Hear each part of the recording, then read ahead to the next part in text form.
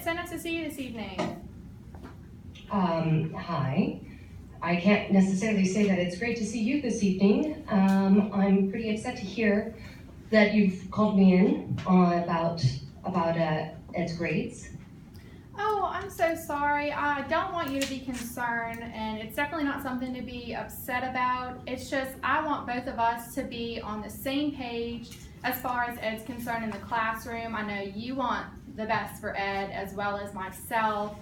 And I'm really just concerned with Ed. He was such a good student at the beginning of the year, but he's starting to struggle, and I want to get an early jump on it so that we're not getting towards the end of the semester and we're really rushing to pick things up. So definitely don't worry. I'm actually am concerned because Ed actually tells me a slightly different story. He has been coming home every day saying very upset after having been in your class. He claims that you're bullying him. And I thought that was only fair to let you know and get your side of the story here before I went to the principal, because honestly, that is just absolutely unacceptable. Well, absolutely, I agree with you there. That's absolutely unacceptable and unprofessional. However, I'm sorry that Ed feels that way, but I can assure you that I don't feel that way. Ed's a delight to have in my class, and I know sometimes when grades start to slip and schoolwork gets difficult, I know children feel singled out, and I know that that can kind of cause tension between teachers, but I am definitely here on Ed's behalf, and I'm here to work with you and him as well within my classroom. And I'd like to know. Math has always been one of Ed's best subjects, one of his favorite subjects, and it seems to me that the major change in this year is his teacher, not him. So, I mean, I just want to know why you dislike my son so much.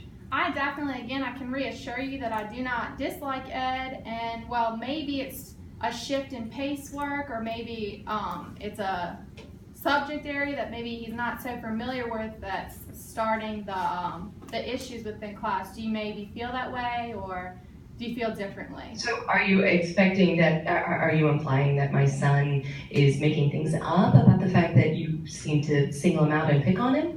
No, ma'am, I would never accuse him of that. However, I feel like sometimes, as I said, it can be a frustrating situation for both student and teacher. Just, I know I want his best, and I know he gets upset sometimes, so I do apologize for that. However, I do feel like I'm on Ed's side when it comes to his education.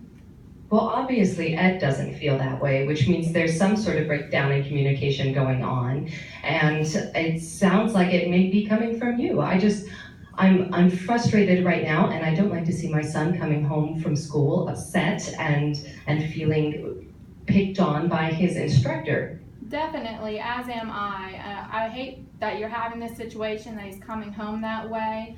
Maybe we could look into, you and I and Ed, maybe sitting down and getting to the core of some of these issues and what's really bothering him in the classroom, and maybe we can work on some communication. Maybe it's the way I'm presenting things to him, and maybe we can find a resolution that way. That way we get Ed's perspective as well, so we can shed some light on what you're hearing at home here at school. Well, that's something that we can consider, but I can't, I'm going to have to talk to Ed about whether or not he wants to even participate in that. I don't want to make him have to go through anything more than he already seems to be going through. Definitely understand that, but again, I would like to get us all to sit down if possible, and again, I know we want what's best for Ed, but just so that we can kind of hash this out, because I want him to have the best experience in his grade level. This is such a formative time for Ed that it really will upset me if he's not really enjoying his time in school. So I want to make sure he's getting the most enjoyable experience out of school while still learning and still expanding his character and who he is and just coming into his own. I mean, you're saying that maybe he's feeling singled out or picked on because he's falling behind in the material. I mean, don't you think that perhaps this is a fault of yours and how you're delivering the material? If you feel that way, we can definitely look into reworking the way we present things. We can work into doing more hands-on activities. We can work on maybe after-school tutoring where it's more one-on-one. That way he can really work with me and he doesn't feel singled out in a group, and he doesn't feel like I'm maybe making him feel different. We can get that differentiated instruction for him where he and I really work together on that. Well, I don't have time to discuss this all right now and figure this out, and I definitely want to talk to Ed again and find out why he's, whether or not he actually wants to participate in a conference with you or not. But I definitely need to get this resolved, and I'm willing to continue talking to you about it rather than going to the principal about it. Yes, ma'am, I agree. What would be the best form of contact with you? Because I definitely think we need to readdress this issue and just kind of get to the base of it and kind of come to a resolution. So what would be the best way for me to contact you? You can reach me by email. Okay.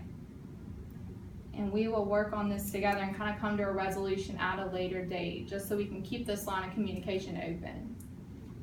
Very well. All right, I have to get going. Okay, thank you so much, Ms. Atkinson. Mm-hmm.